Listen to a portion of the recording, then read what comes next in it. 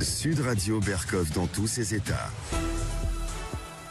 Nous allons parler d'économie et d'économie effectivement sur la viande halal. Le secteur de la viande halal, le secteur du halal, a enregistré en 2023 un très joli chiffre d'affaires d'environ 7 milliards d'euros en France. 7 milliards d'euros de chiffre d'affaires annuel. Il y a 14 ans, il était de 5,5 milliards d'euros. Donc une croissance de 15% chaque année. On en rêve, des croissances comme ça par rapport à la France et autres. Donc aujourd'hui, 10 millions de Français achètent régulièrement des produits halal. Parmi ces consommateurs, d'ailleurs, il faut le dire, plus de 3 millions seraient non musulmans. Alors, le halal, effectivement, c'est lié à la religion musulmane, comme le kasher est lié à la religion juive.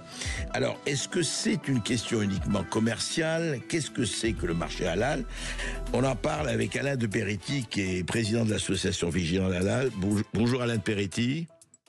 Bonjour André Berkoff, merci de m'accueillir. Avec plaisir. Alain de Peretti, alors d'abord, disons, qu'est-ce que veut dire exactement, pour être tout à fait précis, que veut dire le halal? C'est une recommandation, c'est une règle, c'est quoi le halal exactement, la viande halal? C'est une règle qui est définie par la charia, la loi musulmane, puisque dans l'islam, tout est codifié, jusqu'au moindre détail. Et le halal, ça veut dire ce qui est licite, ce qui est permis, et avec une notion très importante de pureté, une pureté extérieure, bien entendu, et tout dans l'islam est passé au crible de la pureté, de l'impureté, enfin du licite et de l'illicite, voilà. Mais en l'occurrence, pour qu'une viande soit halal, il faut qu'elle passe, qu'il faut qu'elle soit. Qu'est-ce qui fait sa certification? Qu'est-ce qui fait effectivement le fait qu'elle puisse être étiquetée et reconnue comme halal? Alors, en principe, il y a des règles d'abattage, mais il n'y a pas que la viande, justement. Le problème, c'est que le halal est étendu à tous les produits, y compris même quelquefois non alimentaires. Mais parmi les produits alimentaires, un des plus surprenants, qui va surprendre vos auditeurs, André, c'est par exemple le Kellogg's. Le Kellogg's est halal. Je voulais dire les céréales pour les céréales. Voilà. Ouais. Il est halal. D'ailleurs, vous regardez dans le coin, sur la partie étroite vous voyez en bas un petit signe qui est halal. Donc, nous avions fait un courrier à cette entreprise pour demander, et évidemment, ils payent une dîme pour avoir ce label. Et donc, c'est uniquement une question de gros sous, bien entendu, qui permet d'alimenter des circuits le plus souvent très opaques. Donc, on aimerait bien que tout ça soit tracé. Comme le soulignait Barry Zachiari lors d'un entretien sur CNews en 2018. La sénatrice, l'ex-sénatrice, c'est ça, Barry Zachiari? Voilà, c'est une sénatrice LaREM, donc elle était du côté du manche, si j'ose dire. Oui, la République en marche, oui. Et que ces sommes, ça drainait des sommes énormes qui mériteraient d'être tracées. Ben justement, l'idéal, ça serait de tracer ces sommes, et qui d'autre que l'État, avec les moyens notamment du fisc, peut tracer ces sommes et les suivre, et parce que beaucoup de ces sommes, je suis sûr, échappent évidemment à l'impôt et à la taxation. Oui, vous voulez dire qu'il n'y a pas d'audit là-dessus, il n'y a pas un audit, mais comme ça se fait outre-Atlantique en ce moment, pas là-dessus bien sûr, mais la viande reste quand même le produit le plus important, non? Mais non, justement, la viande, c'est un petit peu tout le monde pense à la viande quand on parle du halal, mais en fait, le halal, c'est vraiment une notion extrêmement extensive. D'accord. Oui, c'est le halal opposé au haram. Le haram étant la honte, et le halal étant la pureté, oui. Voilà, c'est ça. Donc, et si vous voulez, dans un islam qui est soutenu notamment promu par les frères musulmans, c'est un retour aux sources, bien entendu, et donc c'est un moyen puissant si j'allais dire évangélisation, oui, ou de réévangélisation des populations musulmanes, hein, bien entendu. Et j'ai l'habitude de dire que c'est l'alliance de l'affairisme mercantile avec l'obscurantisme, ou en tout cas la crédulité d'une...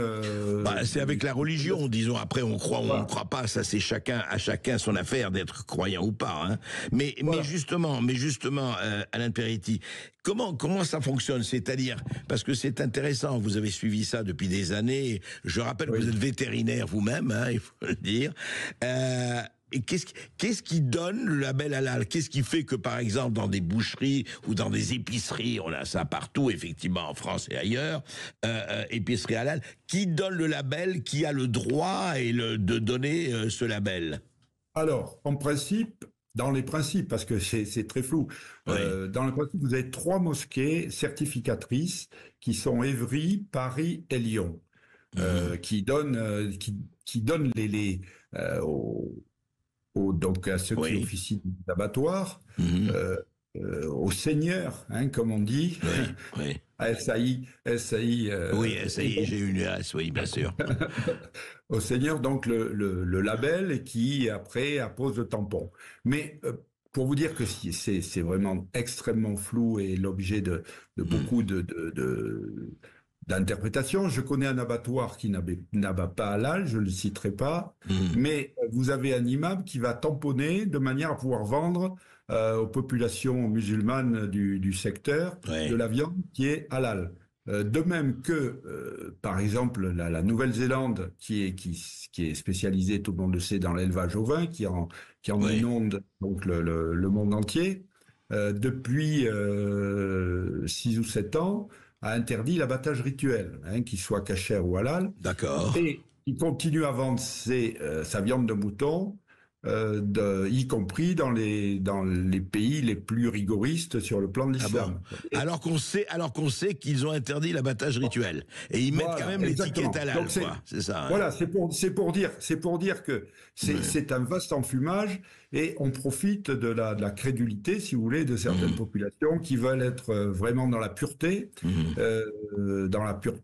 rituelle. Et c'est en ça que réside d'ailleurs un effort de pédagogie qui devrait être fait vis-à-vis de ces populations, leur disant nous sommes au XXIe siècle, la salubrité de ce qu'on mange, hein, pour rester uniquement dans le domaine de l'alimentation, ne doit pas être fixée par des normes qui sont impossibles à vraiment mettre dans une... Parce que ce que vous dites, Alain Peretti, c'est-à-dire qu'en fait, il y a ce côté business, et ce côté business peut introduire des escroqueries d'étiquettes, c'est-à-dire des zones de non-contrôle, comme on dit.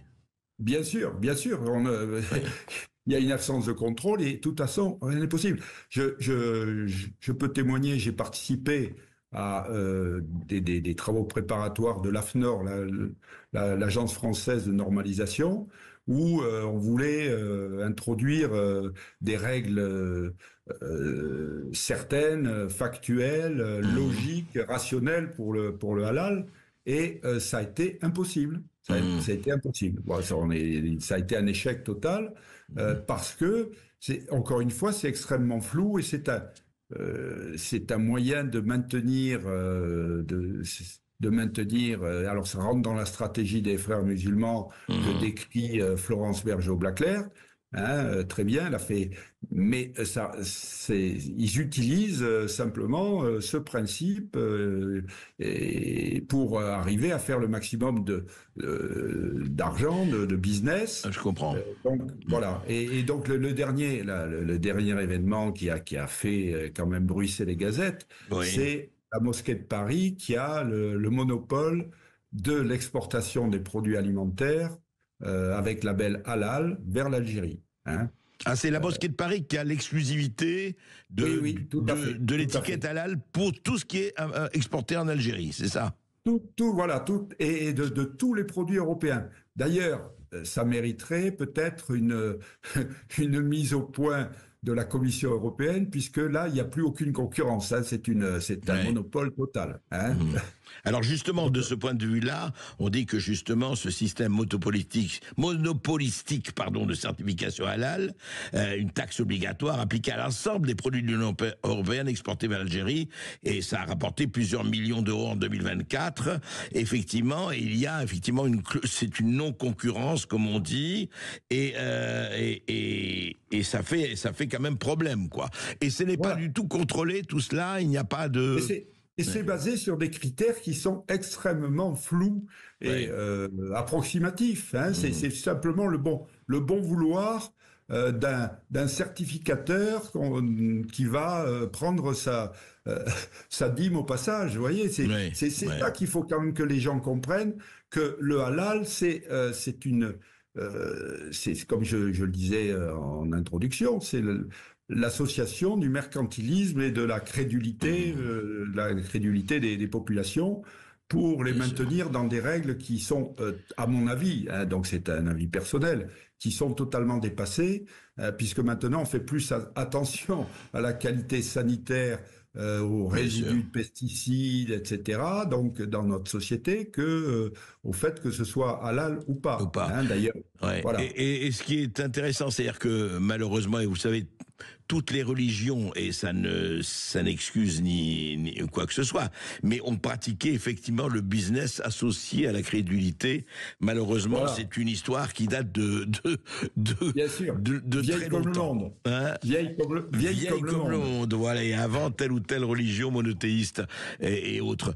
Mais Alain Peretti, au fond, le vrai problème, c'est qu'on devrait, effectivement, vous avez parlé de ça pour l'AFNOR, ce qu'il faut dire, c'est que de toute façon, un croyant veut manger halal, c'est très bien, et c'est sa liberté, sa légitimité, mais il reste ce que vous dites pour moi le plus important. Après, chacun fait ce qu'il a envie de faire, mais les normes sanitaires, les normes je dirais, voilà, de vraies normes aujourd'hui, tout est contrôlé. On voit ce qui se passe avec certaines eaux minérales, on le voit dans tous les domaines. Vous avez vu, d'ailleurs, on veut maintenant nous donner à manger des larves, hein, je veux dire de la poudre de larves.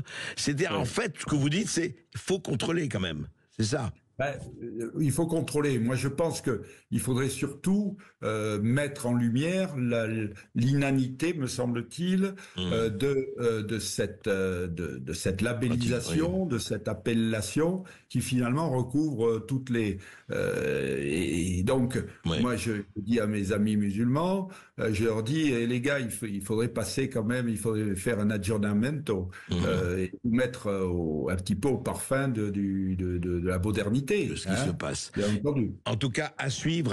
Merci pour vos éclaircissements, Alain Peretti. Je rappelle que vous êtes président de l'association Vigilance Halal et que vous êtes vétérinaire, donc vous connaissez la musique.